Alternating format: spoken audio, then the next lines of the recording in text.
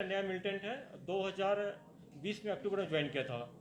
उसके इशारे पर एक इनका प्लान था कि जो अवंतीपुर में पामपुर एरिया जो है वहाँ पर एमसी का जो म्यूनिसिपल कमीशन का जो बिल्डिंग है उसमें इनको फिराइन करना था या आईडी लगाना था। वहाँ पर दो में से एक काम करना था।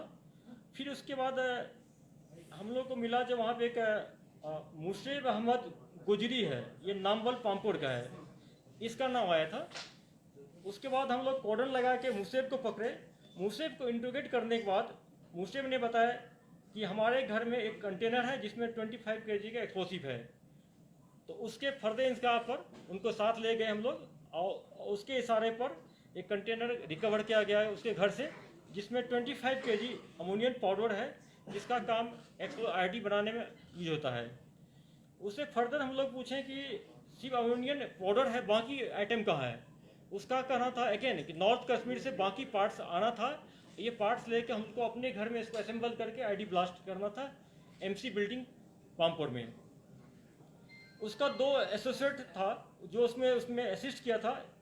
एक है मुनीब मुश्ताक शेख, पामपुर का है, उसका कोड है जरार, उसको भी अरेस्ट कर लिए हम लोग। एक तीसरा है शाहिद अहमद सोफी, इसको भी हम लोग अरेस्ट कर लिए। इस दोनों मॉड्यूल में टोटल 7 नए लड़के अरेस्ट किया गया।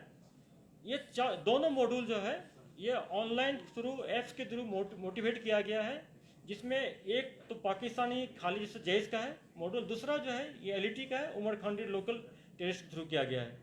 तो मैं अवंती पुलिस को बहुत मुबारकबाद देता हूँ कि बहुत एक्सीलेंट प्रिवेंटिव एक्शन हुआ है।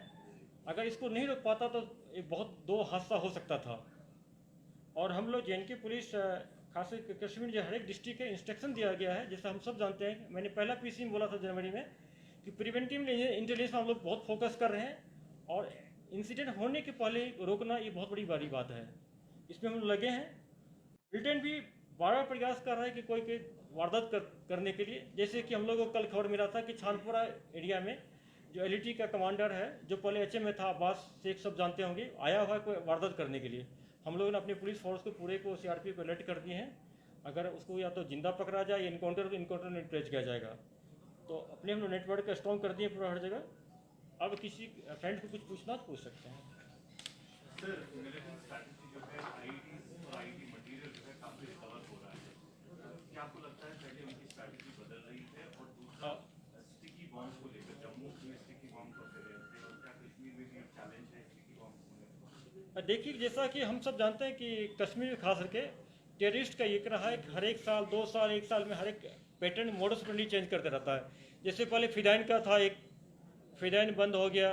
फिर उसके बाद हुआ कि जैसे लास्ट ईयर हम देखे 19 और 20 में देखे कि नाका पॉइंट पर अटैक करने का, नाका पॉइंट का छोटा टीम रहती है, नाका पर अटैक करता है। इस साल अभी तक में 2 इंसिडेंट हो चुका है, आईडी का हो चुका है, और एक हम लोग पकड़े हैं और 2 ये मॉड्यूल पकड़े हैं। तो ये शो करता है कि इसका टारगेट रहेगा कि छोटा छोटा इंसिडेंट आईडी ब्लास्ट का करें, और ये फैक्ट है, ये हम लोग के लिए कंसर्न है। उसके साथ एक नया डायमेंशन जैसा आप बता रहे हैं कि ऐड हो गया है स्टिकी बम का। जम्मू पुलिस ने बड़ा अच्छा काम किया, उसमें करीब 2 दर्जन पकड़ा गया स्टिक बम। हम लोग को इन्फॉर्मेशन है कि कश्मीर में कुछ आया है, लेकिन हम लोग काफ़ी सर्च किए, अभी तक मिला नहीं है। और पूरा हम लोग हर एक सिक्योरिटी फोर्स को, पुलिस को, हर एक को अलर्ट कर दिए, आर्मी को, उनको फोटो दिखाया गया। एयरपोर्ट पर जाके मैंने पर्सनली दिखाया ऐसे वाले को कि किस टाइप का होता है, इसका क्या एडवर्स इम्पैक्ट होता है, काफ़ी अलर्ट कर दिए। इसके लिए हम लोग एसओपी पे थोड़ा अमेंड किए हैं। अब पेपर हमारे कुछ फ्रेंड्स लिखे, ऑलरेडी आर्टिकल आ चुका है, क्या क्या अमेंड किए हैं, कर चुके हैं हम लोग। और पूरा हम लोग अलर्ट हैं, अपने पुलिस फोर्स को अलर्ट कर दिए हैं। और आवाम से भी हम लोग अपील करेंगे कि ऐसे अगर कहीं आपको लगता है तो पुलिस को आप इत्तला करें, और हम लोग आपका नाम कहीं एक्सपोज नहीं होने देंगे। सर, एक पिछले कुछ दिनों में जिस तरीके से अटैक्स हुए थे, सिक्योरिटी फोर्सेस अपनी स्ट्रेटजी भी रिव्यू कर रहे हैं, उसमें आप एयरपोर्ट भी गए थे।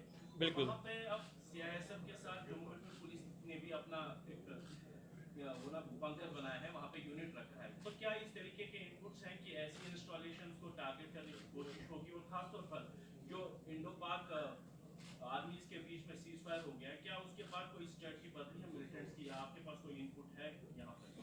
देखिए, वाइटल इंस्टेशन जो हरदम कश्मीर में टारगेट रहा है, हर जगह होता है, इसीलिए हम लोग बार बार इसको सिक्योरिटी रिव्यू करते, सीनियर ऑफिसर को मैंने खुद जाके एक संडे को पूरा 4 घंटा टाइम दिया, एक एक चीज़ देखे। उसमें सीआरपी को सीआईएसएफ को ऑफिसर रखे हुए थे, एजेंसी के लोग भी थे।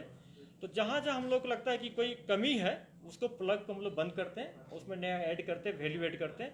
उसी कंटेक्स्ट में जहाँ तक सीज फायर की बात है, हाँ जो कुछ बात चल रही है, एग्रीमेंट हुआ है तो ठीक है, सीज फायर एलओसी का वायलेशन बंद है, लेकिन उसके लिए हम लोग कोई यहाँ पर डिफरेंट नहीं है, इंडिफरेंट नहीं है। हम लोग ऑपरेशन को तेज कर रहे हैं, अलर्ट है हम लोग है।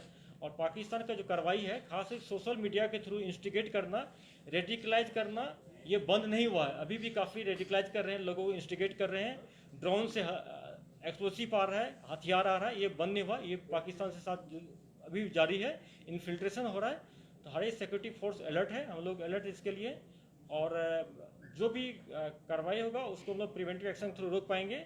अगर रोक नहीं पाएंगे तो एक्शन के थ्रू, इनकाउंटर के थ्रू उसको न्यूट्रलाइज करेंगे हम लोग। सर रिसेंटली पंजाब पुलिस ने 2 नॉन लोकल्स यूपी रेजिडेंट्स को अरेस्ट किया। क्या आपको लगता है कि वो सोशली क्राइम में यहाँ इन्वॉल्व है कि मिलिटेंसी क्राइम में? कहाँ पुलिस, कहाँ पुलिस? कुलगाम पुलिस जो जवाई टनल पे 2 यूपी रेजिडेंट्स। हाँ, ये दोनों जो पकड़ा गया, ये ऑलरेडी सौरा बेल्ट में एक दुकान में काम करता था। जैसा हम लोग इत्तला मिला कि उनका कोई किसी एक महिला के साथ, लेडी के साथ कुछ अफेयर था, तो शायद हो सकता है कि उसको मारने के लिए, हार्म पहुंचाने के लिए पिस्टल लाया था। मिलिटेंसी से, टेररिज्म से उसका कोई वास्ता नहीं है। और ये देसी कट्टा था, पिस्टल जो लोकली होता है। और पूछा गया कहाँ से खरीदे हो, तो यूपी से ही 50,000 में खरीदा था, लोकली यहाँ परचेज नहीं किया। Sir, there are reports militant organizations are getting funded through cryptocurrency. इसके लिए हमारा एक टीएमजी ऑलरेडी, जिसमें कि डीजी सीआरडीए इसको हैंडल कर रहे हैं, उसको हम लोग देख रहे हैं। जिसमें मेंबर्स है, उसमें एनआई भी है, इनकम टैक्स डिपार्टमेंट है, हर एक हम लोग, मैं भी उसमें हूँ, आईजी जम्मू भी हम लोग मेंबर है। ये कलेक्टिव वे में उसको हम लोग हैंडल कर रहे हैं इसको।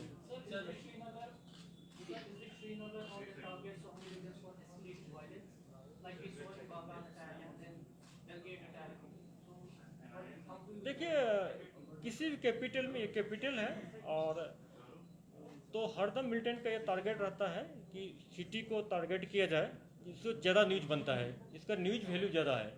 उसी ढंग से हम लोग भी 2 मीटिंग कर चुके हैं। हमारे ऑफिसर्स, एसएसपी हो गया, जोनल एसपी हो गया, सीआरपी कमांडेंट, एसएसपी कमांडेंट, हर एक मौका पर जाके रिव्यू कर रहे हैं। जहाँ भी हम लोग कहीं नाका को रिलोकेट कर रहे हैं, जैसे कि कुछ आप लोग, कुछ हमारे फ्रेंड्स क्रिटिसाइज भी किए, लेकिन उसका बहुत इंपॉर्टेंट रोल है जो हम लोग फ्रिस्किंग चेकिंग करते हैं। ये फ्रिस्किंग वो नहीं है जो 90s में होता था। ये होता, इसका कंसेप्ट है कि 10 मिनट के लिए आप 15-20 लोगों को कॉर्डर में लो, सर्च करके तुरंत छोड़ दो, फ्लश आउट कर दो। इससे क्या इम्पैक्ट है, साइकोलॉजिकल होता है कि टेररिस्ट नज़दीक नहीं आता है, भीड़ भाड़ में नहीं आता है, कमर्शियल हब में नहीं आते पूरा। सर, जो रिसेंटली लावेपुरा एनकाउंटर हुआ था, उसमें आपने बताया था कि 10 दिनों में हम इन्वेस्टिगेशन करेंगे। अभी तब से 3 मंथ हुए हैं, तो उसकी इन्वेस्टिगेशन ऑलमोस्ट हम लोग का खत्म हो गया, हो गया। अब कोर्ट में हम लोग उसको कुछ फॉर्मेलिटी पूरा करके इसको फाइनल रिपोर्ट कोर्ट में देंगे। और जो हमारे पास टेक्निकल एविडेंस है, ऑनरेबल जज को हम लोग इन्वेलप में देंगे। सिटी बॉम्ब को लेकर एसओपीज जो बदले गए हैं, सर वो क्या उनमें ऐसा भी बताया गया है कि जो पुलिस अधिकारी है कम से कम व्हीकल्स का इस्तेमाल करें?